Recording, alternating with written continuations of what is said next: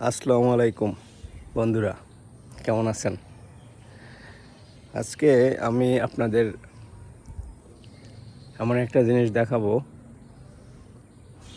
যারা গ্রামে বড় হয়েছেন, মানে গ্রামে যাদের জন্ম, গ্রামে হচ্ছে আপনার শৈশব, কিশোর, এই সময়টা আপনি পার করছেন, তারাই এটার সাথে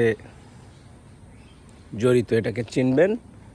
আর এর সাথে তাদেরই অনেক স্মৃতি আছে।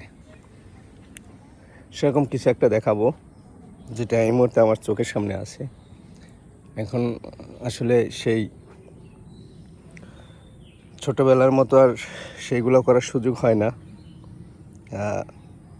সে পরিবেশেও যাওয়া হয় না, তাই চোখের সামনে পেলাম আর সেই স্মৃতিগুলো আপনাদের সাথে শেয়ার করলাম।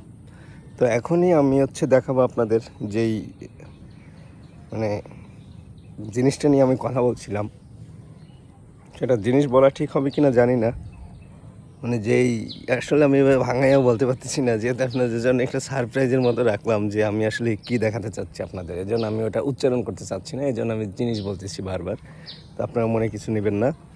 তো সেটাকে আমি এখন দেখাচ্ছি, আপনারা হয়তো অনেকেই চিনবেন যারা গ্রামে বড় হয়েছেন, একদম পিওর গ্রামে, মানে ছোটোবেলা থেকে, এর ভিতরে কোনো ভেজাল নেই।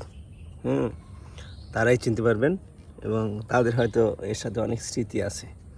তো আমি দেখাচ্ছি আমার সামনে যেটা আছে এটাকে। এই যে দেখুন, এগুলো আপনারা চেনেন কিনা দেখুন। এই যে এটা দেখুন, চেনা যাচ্ছে? যারা গ্রামে বসবাস করছেন,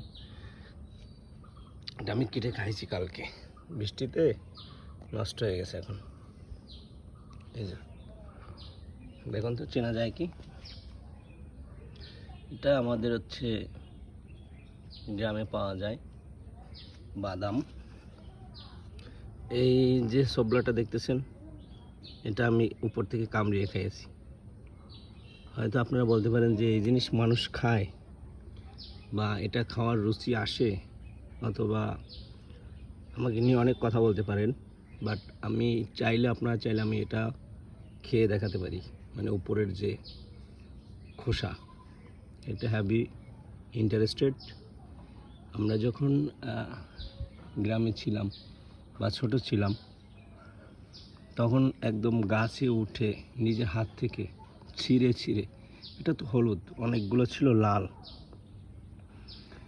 টকটকে, এই উপরের কভারটা টকটকে লাল, এবং সেইগুলো আমরা কামড়িয়ে খেয়ে বাদুড় যেরকম করে ঠিক এরকম করে রাখতাম। এরপরে এটাকে আপনার মাঝখান থেকে কেটে সেম এই যে এরকম কেটে, এই যে মাঝখান থেকে কেটে ভিতরে যে বাদামটা ছিল, এই যে বাদাম থাকার যে গ্যাপ বোঝা যাচ্ছে, এই যে বাদামটা বের করে তারপরে খেয়ে নিতাম। তো কে কে এগুলা খেয়েছেন আমাকে একটু জানাবেন কমেন্টসে, আর কে কে এগুলো মিস করেন সেটাও আমাকে একটু জানাবেন। সবাইকে ধন্যবাদ। বেশি বেশি লাইক করবেন, শেয়ার করবেন, সাপোর্ট করবেন, পাশে থাকবেন। সবাইকে ধন্যবাদ। আল্লাহ হাফেজ।